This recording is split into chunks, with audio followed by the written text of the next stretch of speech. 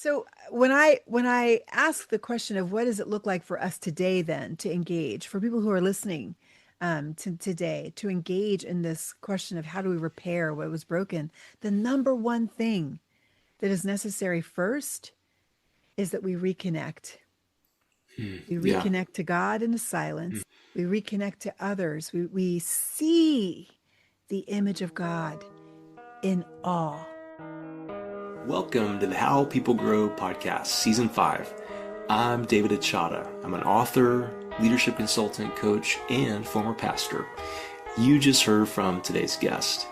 This season, we're exploring what it means to be a rooted person, connected to God, to others, and the larger story we're all a part of. Together, we'll discover how rootedness transforms pain, restores connection, and helps us live with greater depth. Thanks for being here. Well, Lisa, so good to have you back. It is good to be back. You're returning a second time. For listeners, if you haven't heard the first one, I think you are our season finale in season 2. I think so. It was really awesome to be here last time. And I mean, honestly, a true honor to come back a second time to be in conversation with you and your audience. Oh, thanks. Well, I wanted to pull you in because you've been a big voice in my life this last year. Mm. And I wanted to introduce to my audience and to whoever else might find this podcast more of who you are as a person who's spoken into my life. And for those who don't know you, would you tell us a little bit about yourself before I jump in with any questions about a rooted life? Sure. I'm a writer, a theologian, a playwright, a poet, and an activist. Um, I come to all of my work from a faith rooted space, very, very much guided by the roots of my Christian faith, and also from a very deeply rooted understanding of who I am as a woman of African descent, of indigenous descent, though I would never claim that governmentally because I don't qualify for that. That's a whole nother Mm. conversation. Mm-hmm. um, as a woman, um, and all of these things have made me who I am. And I think when I people normally ask me, to introduce myself, I normally start with my ancestors. Mm. Well, my Mm-hmm. ancestors came and they were here in the Western Hemisphere. The first ones came who were not indigenous in 1682, and then 1687, and then the next jump that I have is 1750 in Barbados. And that is just from decades of research that is actually all laid out in my book, Fortune: How Race Broke My Family and the World, and How to Repair It All. Mm. And the whole point of that book actually was to help us to, it's more the repair piece. We had to understand how we were broken in order to understand how to repair it. And so the whole last third of the book is going into what is necessary in order to repair what race broke. It's truth telling, Mm. truth seeking, truth listening, then it's reparation, and then healing, the different components of what is necessary for healing. Yeah, when I read your book, Fortune, that's actually what drew me to you. I Mm. thought, I thought, man, I want to be a part of this conversation. This is what I Mm. deeply care about. And I think for me, it was just pulling me into an awareness of the importance of knowing the details of your story. Mm. And so I have so many things I want to ask you about. I'm going to table the one because I know you're doing something about on Substack right now about that. Yeah. So maybe we'll get there. But I want to Yeah. back up though before I get there. Okay. I start out by asking you this question of when you hear this idea of living a rooted life or becoming a rooted person, Mm. what are the first things that pop into your mind? I'll tell you what, the very first thing that pops into my mind is the necessity of silence. Isn't Hmm. that weird? Is that just on this particular day that pops into your head? Well, it's right now. That's the first thing that pops into my head. But I'll tell you why. because it's actually connected. It's connected with the work, the family work. It's connected with the faith work. I was probably when I was around your age, my 40s. I was I was actually leading a nonprofit and growing in my activism and was just running in New York City, which is full of runners, right? Hmm. And we decided as a group, New York Faith and Justice was the organization that I helped to start and was running. And we decided we were going to do a series of small group studies. Everybody was going to invest deeply in understanding in like spiritual formation because this was a faith rooted effort. And we read a book called Prayer by Richard Foster. And in that book, he talked about how silence is where connection with God happens. That if you are not actually building silence into your life, into your rhythm, then how can you be connecting with God? Because that's where God comes to connect. And so I say this because it was in that silence that I first, opened up an ancestry.com account. Oh, It really okay. was. It was like, yeah, see, there's a connection. Yeah, okay. Like it was in that silence that I was kind of led down that path. And that very first night that I opened up that account, which was for no reason, just to do it, like my mom was into it and she had been really seeing a lot of stuff and it was in that silence that I just realized, all right, I need to invest in this. And it was boom, like the first night, I'm following the leaves and I find myself back with John Smith and Pocahontas. I was like no joke, literally right there. What? And it wasn't direct. It was like through a marriage in the family. But the thing I now understand is if your families have been back here on this land long enough, they knew everybody because there weren't that many people here, right? Yeah, true. So it was an incredible experience to, as an African American woman, a woman of African descent in the U.S., to be able to click leaves and actually find names and connections. Um, and that began to open up history because as you discover your family story, in order to understand it, you have to understand the context within which your family was living. So then I began to understand more of history because it became personalized. That rooted me in society and even in my work more deeply. Um, I understood the stakes because I understood the cyclical nature of these fights that different generations of my family have all fought on at various times in different ways. Um, some were abolitionists, some were soldiers in the Civil War, some were running from the South, from Southern uh, terror and the Great Migration and made their way north. Some established themselves north and began to build up a base of wealth and then experienced it being snatched from them by eminent domain.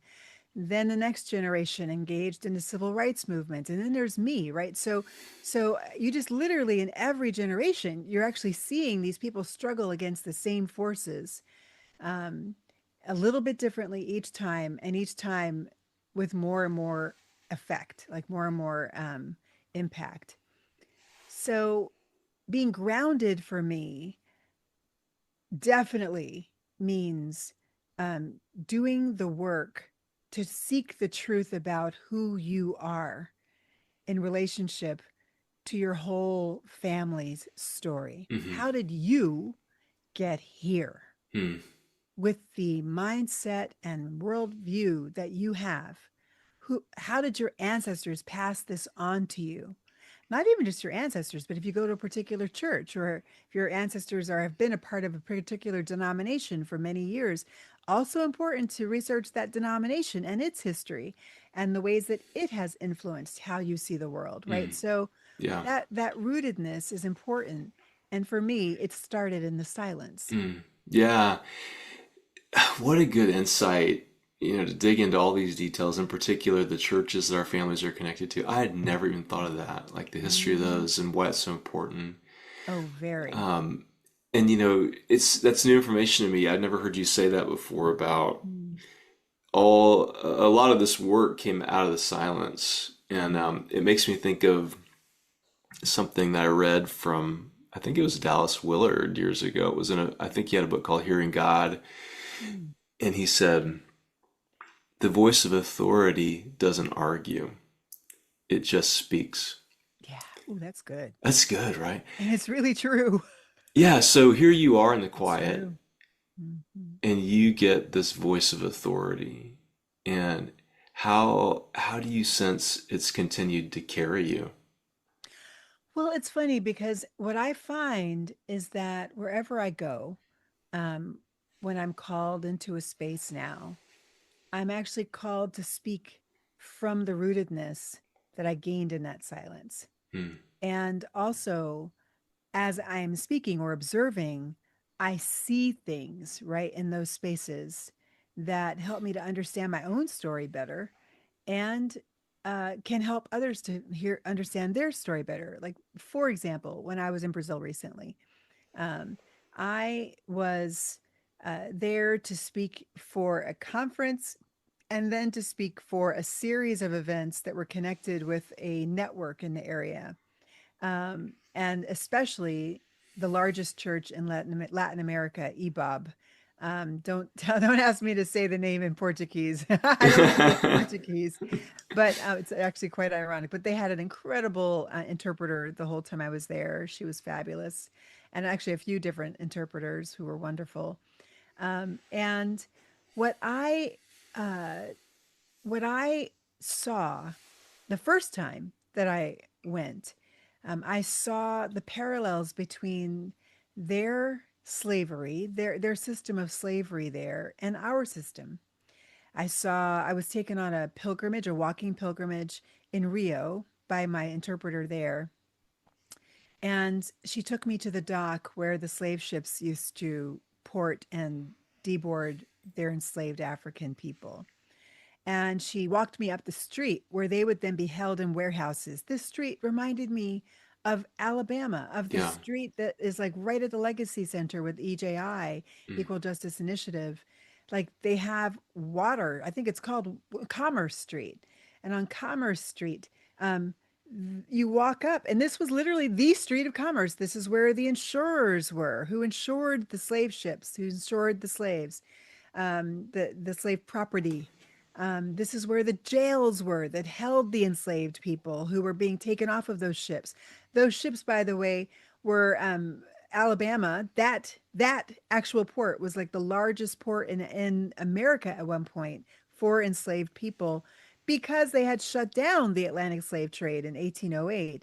And so then it began after that to create slave farms. Mm. Yes, they did. Yeah. Farms Mm. in the north, and those farms then would take enslaved people who were bred Yeah. for sale Mm. um, on the Mississippi River down into the Alabama River to Montgomery, which was, like I said, the largest port. And then they would march them up after they were good and greased, and had all of their ailments covered up. They would march them further up Commerce Street to the auction block, which is now a fountain in the middle of the city. Mm. And uh, and they would put them on the auction block and they would sell them into the deep south, all over the deep south, until then you had, over time, you had other large ports open up in Mississippi and in Louisiana. Louisiana actually had one of the largest ports. After a while, it became the largest.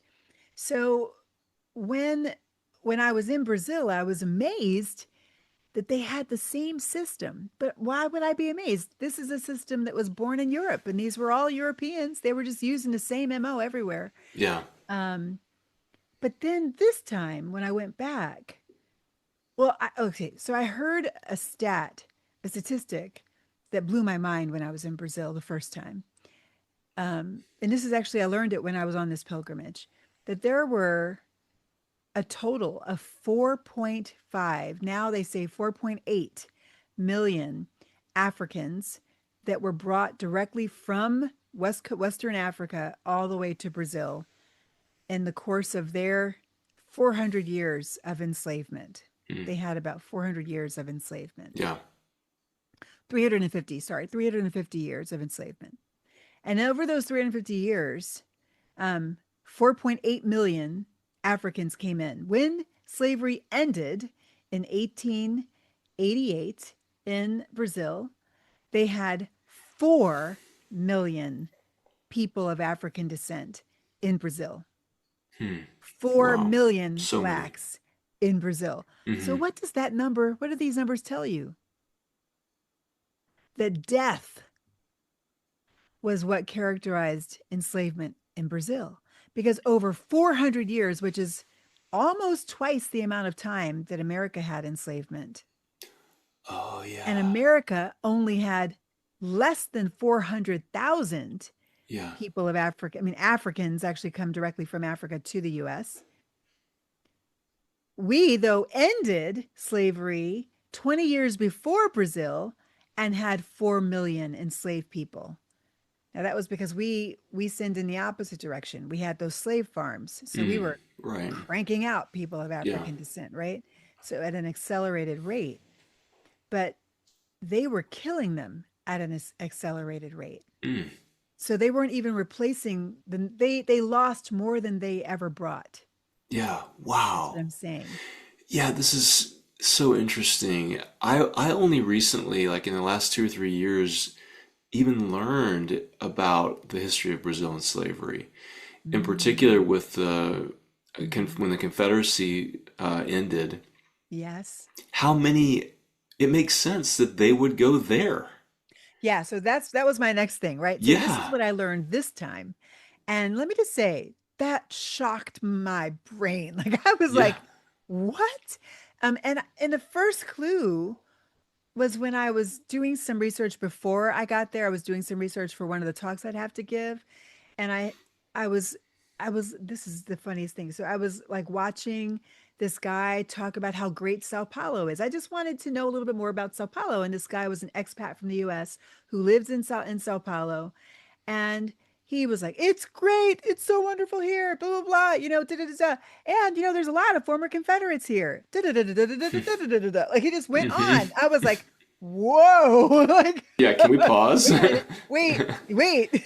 You're saying that's great? Like, Yeah. wait. And it's very true, though.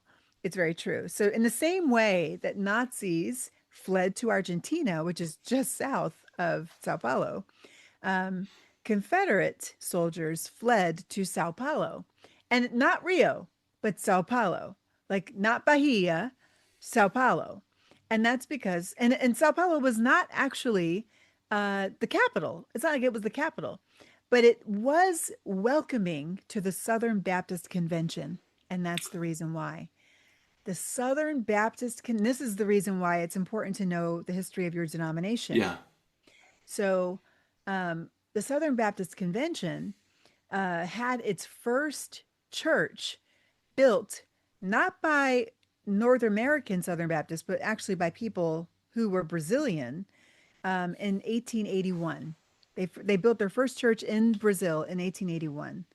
And remember, slavery ended in 1888. 1881 is what is that? So 65 to 75 is 10 years. And then 75 to 81 is 6 years. So 16 years. So um, it was 16 years after the end of the Civil War. And if you recall, in the South, white folk, they were like, we don't know what to do. Like, you know what I mean? Like their land was beaten to death. They had just raped their land, not only through war, but also through monocropping over generations. And so their land was like a dust bowl. Mm. And they didn't have any more enslaved people that they could force to do their labor.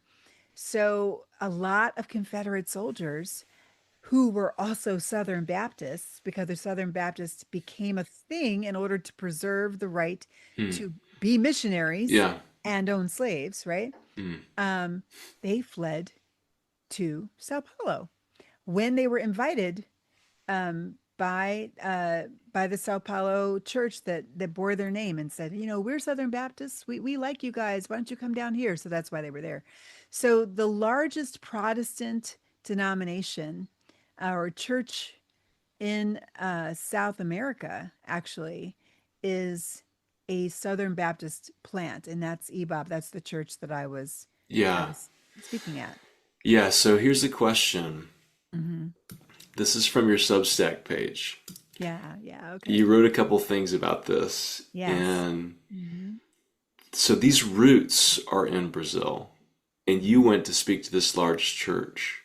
Hmm. So I want to read a small section from your Substack and explain it to us. Yeah, All okay. right. Hmm. So these little seeds were planted.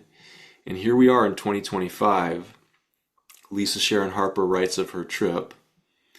The number one reason white evangelical pastors tell me they're afraid to speak up in critical moments is that they fear the power of money, losing it. They are afraid that rich tithers will punish them by leaving their churches. But Jesus is clear in Luke 16:13. No servant can serve two masters. You cannot serve both God and wealth. Hmm. So here we are this many years later, and you're there.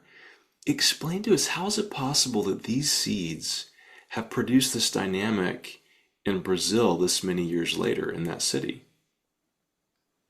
Dynamic of what dynamic exactly are you talking The about? dynamic of white evangelical pastors being afraid to speak up in Oh, critical moments. well, I mean, well, let's look at it this way. Um, like I said, there's two large arms of the church in Brazil. There's the Catholic Church and there's the Protestant Church. In the Protestant church, it is very evangelical because the majority of Protestant churches in Brazil are Southern Baptist planted churches. There are others, there's Methodists and there's others, but Southern Baptists are the main. Southern Baptists existed, like their DNA traces back to a pastor in South Carolina who, after the Denmark VC uprising, I believe in 1822 or 18 in 1821, 1822, when Denmark VC attempted one of the largest uprisings in antebellum history. Um, that pastor's response was to say, we need to clamp down and make slavery more stringent. We need to have a tighter rein on our slaves, and we need to have um, greater consequence for uprising or for rebellion. So the slave laws, because of that pastor, who then became really the theological apologist for slavery, and his theology was actually then used to justify Jim Crow after Hmm. the Civil War and the lynchings and all. Right, like he became the apologist for racialized terror. Um, that pastor did what he did in order to keep money, in order to keep business, in order to not just because he didn't like black people, but because he liked his lifestyle. Hmm. Yeah. And the number one thing that we hear from Southern Baptists and Southern Presbyterians and Southern Methodists and basically um, all of the denominations that split in the 1800s and then again in the civil rights movement, um, the ones who were for segregation and for slavery and for the number one thing that they always said was, um, you're messing with our way of life, our quote Yeah. way of life. Well, what Hmm. is that way of life? It's not just the fact that you like to chew tobacco and spit it from your porch. um, it's a way of life is your way of life is built on, honestly, you're not doing a whole lot of work and having a lot of people do it for you, right? Yeah. For nothing, for Right. no money or dirt cheap. That's your way of life that you want to preserve so much. And you have a whole, they have a whole philosophy and way of looking at the world that supports this economic model that is basically um, enslavement Yeah. And and and exploitation. yeah, and so how does that inform what's happening or what has happened in recent years in the Brazilian church today. Yeah. So it informs it because the number one reason that I hear everywhere that we don't want to mess with things is that people are afraid of losing their largest donors, their business people. You mean even today, similar in our context, They're tithers. the leaders there are reluctant to say the racial divisions we have are still there and it's not right. Very much. I mean, the thing is, it's actually even worse in Brazil because they never even had their civil rights movement. They never Oh, actually even had their historic Black church rise up and become a thing. So Black people are absorbed into white churches in Brazil, hmm, and or they adopt white mentalities because they never had that revolution, that revolutionary um, re-examination of the scripture through a lens that comes from the bottom rather than hmm, coming from the top, right? yeah, So when you have that situation, um, you don't have uh, they're at more of a deficit than we are even in the United States, and we have the issue in the United States as well. hmm, So you have basically a situation where your rich people say, "I'm going to pull my money. I'm not going to tithe here anymore. I'm going to leave your church," and that's what people are afraid of. But the thing that blew my mind was that I was brought there to speak at the largest church in South America, in Latin America. And that church was founded by Southern Baptists. And that church at one time did not speak openly about these things because they were afraid of losing donors and losing tithers. But under the Bolsonaro regime, they began to speak. hmm, The pastor began to, in fact, he began to realize that he was trying to do this both andism. He was trying to, you know, hold everybody together, hold people who are being um, explicitly oppressed by the Bolsonaro regime, like blacks, um, indigenous people, um, and queer people who were in their pews but like undercover, right? Um, but these people were being explicitly targeted, as in for death hmm, or endangerment. This was a matter of life and death. This was a matter of the image of God being crushed, right? So you have those people in your pews, not a lot of them, but they're there. yeah, And then you have people who voted for those policies, who voted for Bolsonaro, hmm, right? So he's like, how do I hold this? yeah, Well, what he realized is that he cannot hold both. yeah, He actually has to protect the image of God. yeah, And that meant he had to tell the truth. He had to begin to speak the truth about the fact that these people bear the image of God. And if we put them at risk, we put the image of God at hmm, risk yeah, in Brazil. And a lot of money left his church. hmm, They left. They yeah. took their tithes with them. But guess what? More people of color came. More black folk and indigenous people actually came into the church. And my mom was blown away. Literally, my mom was with me too. And Oh, nice. she literally broke into tears. My mom does not cry. She's like, civil rights, warrior. Right. She really, I've only seen her cry two or three times in my Mm, entire life. And so, but she broke into tears, mm, sitting there in the pews, listening to a hymn that we sing all the time in our historic Black church. We go to St. Thomas's Episcopal Church here in Philadelphia. It's the first Black Episcopal church hmm, ever, right? mm, Founded in 1792. We sing this thing almost every Sunday.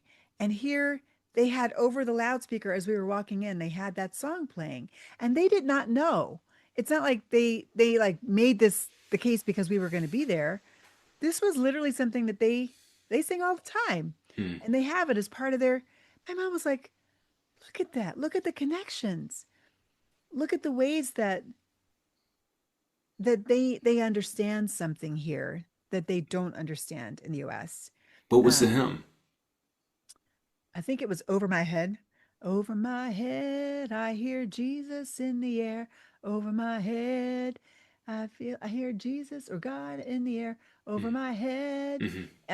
I'm really bad with the lyrics, but it's basically that, right? So, Yeah. They just had that playing in the background as we were coming in. I was like, oh my gosh, like, you know, so it turns out that Bolsonaro, like having to choose who are you going to protect? What are you going to protect? Are you going to protect your money or are you going to protect the image of God? That really pushed this pastor, Pastor Ed Kivitz, to choose money or the image of God. And he chose the image of God. Mm. And so while I was there, he brought me there in order to do a week of training for his leaders, for the leaders of his church, and also for their network, like a whole network of churches in Sao Paulo, um, in how to be anti-racist. And he chose that language. Like he was like, Oh, I was like, are you sure you want to use that language? Like that's pretty like in your face. Do the yeah. people know what that is? He goes, no, no, no, they know what it is, and we want to use that language. That's what we want to do. I was really shocked because this again is a church founded by the Southern Baptist Convention, which is the denomination in the US which ended DEI here. It is that Wow. denomination in 2018 that outlawed the teaching of, quote, critical race theory Hmm. in their seminaries and schools. And it's that space is what seeded all of the anti-DEI furor that we now have in MAGA land. Wow. Mm-hmm. Well, so you brought it up. So let's talk about that. Yeah. Um, so out of the silence, you're led to research your story. You learn this history. You start gaining a different, or at least an upgraded vision for your life. And it's leading you all over the world. What a cool privilege. What a cool story to be able to be there and be a part of that church and do what they were, be a part of what they were doing. So you come back, and we have all these dynamics going on in our country right now, where Yeah. we have this was just in August 19th. So at the time of this recording, just about a month, not even a month ago, a couple weeks ago, Mm-hmm. where President Trump says the Smithsonian should focus on America's brightness and not how bad slavery was. And I think that our brothers and sisters of fair skin tone are rightly wanting to say, hey, like, can't we just like move forward? Mm-hmm. But the problem is, that's not rooted in reality with our history. Yeah. And so you come back from this and you're seeing this happen right now. Mm-hmm. What do you think this has us to teach us about becoming a rooted people? Well, let me just say, first of all, I'm going to just repeat something my mom likes to say. Mm-hmm. My mom, the former, civil rights worker and with SNCC, Student Nonviolent Coordinating Committee, she likes to now argue with MAGA people online. Oh, she That's her does. favorite pastime, I swear. And I'm like, Mom, you got to be careful. You don't know about these people, right? But her favorite thing to remind them is that if you can't, you got to be consistent. If you really think that we need to for like don't talk about the past anymore and just move forward, then what are all these Confederate statues about? Mm-hmm. What is this renaming of uh, our military forts and things like that after Confederate soldiers? What's that about? If you don't want to remember the past and you want to Mm-hmm. move forward, what's it about? Mm-hmm. um it's not a genuine, it's actually not genuine. It's not true. What it's not about not remembering the past. It's about avoiding accountability. That's what it really is about. Mm-hmm. Let's be real. It's about avoiding accountability, and that accountability is on every level. It's internal. It's actually having to face the self. It is social, as in having to face a world and a nation that is growing more and more brown Mm-hmm. and will soon mean that you will likely not be able to cordon yourself off and only have like only white friends. 75% of Americans in 2020 had no people of color who were friends with them. Wow. 75%. in 2020 Yeah. of white people had only white friends. They didn't know anybody else. Hmm. So if that's the case, that's like so but now we're moving into an era where white people are absolutely going to be you know um if without the intervention of mass deportations and also killing people through uh, de facto killing people by taking away Medicare and medical Hmm. intervention for the poor and for people of color. Um, we have been moving into an era where the majority of people in the United States will be people of color by the year 2035. That's like 15 years. Not even 50, it's like 10 years. Hmm. Um that's kind of crazy. And if you look at um elementary schools right now, probably actually going into junior high and high school now, it's already there. Hmm. Like they already are Yeah. there. Yeah. Very much. In fact, Gen Z is already there. That's why they're looking at us like we're crazy. Like, what are you guys talking about? This is crazy. Because they already their norm of their life is that they have people who are not like them in their classrooms and their friendship sets. And but um unfortunately, still 75% of all Americans, of all white Americans, don't have any friends. So that Hmm. means a social change is coming. Yeah. And it also means an economic change. It means that the assumptions of superiority, of supremacy in the workplace, in understanding the world, in economics, may not be able to be assumed anymore in about 10 years, 15 years, 20 years, um, because the standards, um, the market actually will have shifted, will be different. It will be a different market than it is now. And so the fight for supremacy is the fight that people of European descent have been fighting on this land since 1492. And it is one that has had, like I said, in every generation has taken a different shape, but it has been present. Hmm. And what we are experiencing right now is this generation's fight for supremacy, white Hmm. people's fight. And for them, it feels existential for good reason, because this is the first time in American history that they actually are about to shift into the minority. Yeah. And they've never experienced that Hmm. before. They have not experienced that Hmm. before, ever. Yeah, I want to ask you about something you said about accountability. And I'm thinking from this perspective of my friends who would say something like, I mean, I wasn't there. I didn't do that. Here we are. What does even reparations mean? Right. And so I want to quote you to yourself here. This is from Okay. Fortune. Okay. You said, "There's no way for us to heal. There's no way for us to repair what race broke in the world until we understand our part in the breaking and repent of that." So help us understand, because I think that groundedness, rootedness does have to do with accountability. Like I was sharing with you earlier something Parker Palmer wrote about being fierce with reality. Yeah. So as we are, I hope that my friends, my listeners, those connected to me or you would hear this and say, I want to be fierce with reality. Hmm. I want to be that person. Hmm. What does accountability, repair, reparations, what does that look like?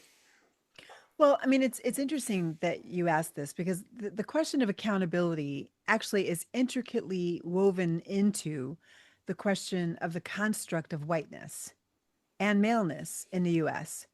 Um, I was talking about this actually on the webinar that I've been doing. We have a 10-week webinar we're running right now over at my Substack. The truth is, and very very like totally fun and also at the same time deep, right? Because it's about tracing your family history and learning American history through our family histories. And as I was going, last week was the first week, and that meant we were talking about Fortune, my oldest ancestor who was born on this land, um, who is not indigenous. And she was born at a time when the very first race laws were being formed. And they were also the first gender laws. And they were for also the first citizenship laws. Like Mm. literally this one law in Virginia and another one law in Maryland were the first laws on this place, on only 2 years apart, on this land about race, gender, and citizenship. And in both of them, when you look at who gets penalized for the thing that this law was created in order to stop, which was the misogynization of the races, right? So the Yeah. races, because it was mixing up their racial caste system that was becoming coming into being then. The only person who has no penalty, if not by the law, then by practice, is white men. Mm. So in Virginia, if a white man rapes an enslaved white black woman, um, she she is enslaved, right? And her children become enslaved in perpetuity as a result of this law. Um, if a black man rapes a white woman, he's killed. Mm-hmm. If a white woman has sex with a black man, she's jailed. Or um, if she happens to live in Maryland, she's enslaved. Mm. If a black woman has sex with a she's not even mentioned actually as getting any kind of penalty in Virginia, and she's never mentioned in Maryland. Why? Because the practice in order to breed more slave labor was for white men to rape enslaved black women. So having this, misogynization of the races where white men would rape black women, that was there was no penalty for that. Yeah. And the black women were enslaved. They continued to be enslaved, right? So when I was thinking about this and about the creation of this thing we call whiteness, at the heart of it is lack of accountability. I mean, legally, what is whiteness? It is lack of accountability. It is lack of Mm. penalty for sin, Yeah. Mm. lack of penalty for violence. Mm-hmm. And interestingly, in Maryland, there was actually a penalty if a white man had a white owner, right, like master had uh, bore a child with an indentured servant outside of marriage. The man was supposed to be indentured for anywhere from 2 to 7 more years, 7 years, along with the woman. But in practice, scholars say now that never happened. No white man was ever prosecuted. Mm. Yet Wow. the white women and mixed race black women were prosecuted, Mm-hmm. right? And Yeah. indentured for 4 to 7 years. Mm-hmm. So, but black women who were just black, not mixed race, they just kept on being enslaved Yeah. and their kids enslaved too, because there Yeah. was no recourse for them. So when we look then, now let's take this forward to now. When we look at goodness, Ghislaine Maxwell and Jeffrey Epstein, what's Yeah. happening there? No accountability. And so you have like the ultimate it's like a case study in whiteness right here, where and also the two unnamed co-conspirators who they Right. know who they are, right? Yeah. There's no accountability for them.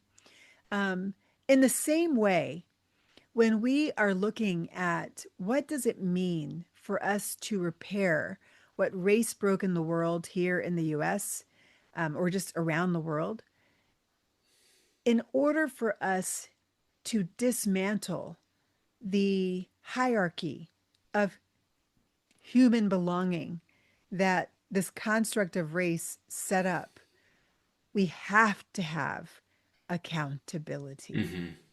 And yes, you may have had nothing to do with it, but you are a citizen of a nation that did. Yeah. You are a citizen in a nation that passed laws that had impacts on families that still live here. Mm. and have ongoing generational Mm. impacts. So, I mean, looking at it from the perspective of the ones who live on top of that system, who have been propped up by that system, I can see why they would be like, "But wait a minute, we didn't do anything. Wait a minute, why should we have to suffer Yeah. because they did something? Are you going to lower our status simply Mm-hmm. because they did something over here?" No, no, no, no, no. The focus is not on you. Yeah. This is not about you. This is not about lowering your status. This is about raising up the status of those who Hmm. have been pushed down Yeah. and kept down. Yeah. Yeah. You basically are going to stay still. I mean, nobody's even going to touch your bank account. Have nothing to do with you. You're already paying your taxes. You're going to keep Right. paying your taxes. The Yeah. question is, where are those taxes going to? Are those taxes going to go to pay for military stuff? Going to pay for genocides in other parts of the world, or are those taxes going to go and pay for better schools and neighborhoods and communities that have been denied that Mm-hmm. because of government policies? Yeah. Um, so there's a principle that we follow if we are faith rooted and approaching reparation through a lens of faith. We follow the principle that David followed in 2 Samuel, I believe it's 21, 1 through 14. In 2 Samuel, David says, "There's a drought in the land. How'd that happen? What's going on, God?" And then he gets this brilliant idea in the silence, by the way, when he's Mm-hmm. praying. And he gets a brilliant idea to call the Gibeonites. And they come and they're like ready. They're ready. They already had their council meeting. And he says, "Well, how can I help you?" And they say, "Well, Mr. David, we have a bone to pick with you. You're the previous king, not you. The previous king, Saul, tried to kill all of our people, and he wasn't supposed to do that. He tried to exact genocide on them." And he said, "Oh, that's why there's a drought in the land." So he says something that is the principle. He says, "What do you say we must do for you in order for things to be made well for you?" Mm. Powerful. Yes. Yeah. And they tell him, and it is costly. Mm-hmm. But he understands the responsibility of governance because he is the leader of that nation at that time. It doesn't Mm-hmm. matter that Saul did it and not him. Mm-hmm. He is the leader of Israel at this time. And so either it's going to be fixed or it's not going to be fixed. In order for it to be fixed, it has to be fixed in the same way it was broken, through governance, through the Mm. policy. Yeah. So he does it. He does it without asking questions. And what is God's response? That tells us how God feels about it. God lifts the drought. Mm. Whoa. One more question for you Mm-hmm. as we draw here to a close. And it's connected to this idea of how we perceive ourselves in our context in really individualistic terms. I wasn't there, Mm-hmm. and we see the contrast, like with the David story. Well, we're here now, and what do you say we must do? Yeah. So powerful. And even in terms of our churches, especially in the, white evangelical spaces where I spent a lot of my time, you spent some of your time, it's an individualistic view of themselves Mm-hmm. with Jesus. And so this is from your book Fortune. You said you argued that a thin gospel, you called it a thin gospel, Mm-hmm. focuses on individual salvation, Mm-hmm. but the very good gospel Mm-hmm. demands radical love and active participation in repairing broken relationships. Yes. Yeah, and so as we finish up today, what can you encourage us? What can you give us as we come down the home stretch here about what does it look like for us to work that out as individuals listening to this? Because we're not in the top tiers of power, most of us. Mm-hmm. We're here in the car, or walking down the street Mm-hmm. listening to this. So how can we live that rooted life we're talking about, which is a life of groundedness in the truth, Mhm. but that is a life of participating in repairing those broken relationships. Mm. Well, I mean, it's interesting. The quote that you quoted from Fortune, I was referencing my other book that I had written just before that, The Very Good Gospel, just like over my left shoulder right here. Yeah. And so in The Very Good Gospel, in chapter 2, I believe, I lay out the vision of God's kind of peace and what it looks like and how we can actually see this in Genesis 1. The very first page of the Bible gives us a picture of what God calls very good, which is really the closest concept that the Hebrews had to perfection. Very goodness, tob me'od, Tob meaning good, me'od meaning very. Very was like emphatic. It was abundant. It was like overflowing. It was radical. It was like crazy, crazy, crazy good. And that goodness did not exist inside the individual. And that's the key. The goodness that that the first page of the Bible tells us is what God calls perfect does not exist inside the thing. The Hebrews would not have understood it to exist inside of the thing. That was actually a very Greek conception of Yeah. goodness and perfection. Wow. The Hebrews understood goodness to exist between things. It existed in the breath between Yeah. things, in the ties that bind us together, in the relationships, the relatedness between things. And so the question of what God says is very good is is a relational, ethical question. It has to do with how do we treat each other in this world? Are are we protecting and cultivating the image of God in all humanity? Because we recognize on the first page of the whole Bible that all humanity is created in the image of God. It Yeah. says it in black and white. Boom. Men and women. No distinction. What does it mean then for us to protect that image of God? It also says that to be made in the image of God is actually to be called to exercise stewardship of the world. Rada, what's the word there is dominion, right? We have people in the evangelical church and some Pentecostal churches that call themselves dominionists, right? They believe that that only those who bow to Jesus, who count Jesus as their Lord and Savior, are the ones who are called to exercise dominion, as in rulership or domination over the earth. But I studied that word and I studied that text. And I'm here to tell you that is not what it means. That is not what it's referencing. The reality of that text on the first page of the Bible is that it is saying that all humanity, what it means to be human, is to be created with a divine call and capacity to exercise stewardship of the world, to make choices that impact the world.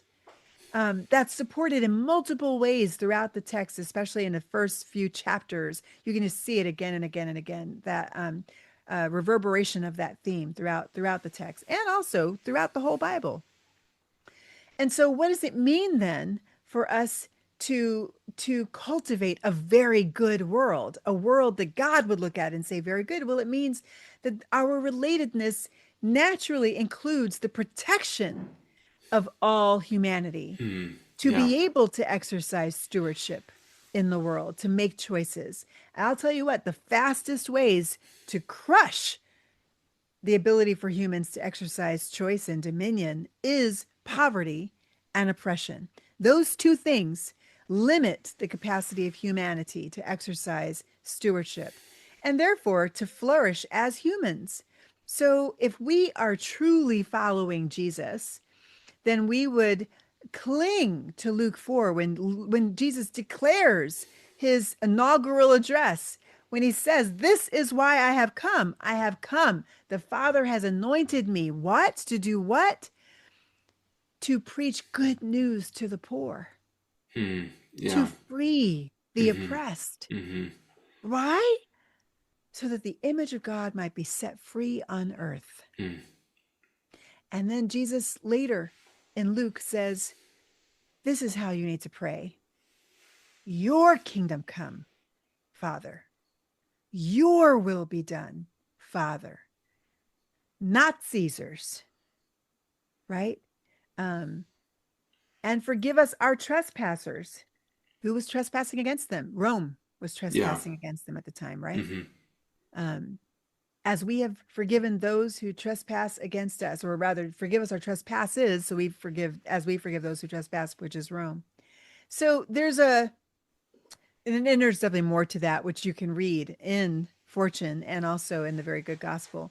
So when I ask the question of what does it look like for us today, then to engage for people who are listening to today to engage in this question of how do we repair what was broken, the number one thing that is necessary first is that we reconnect.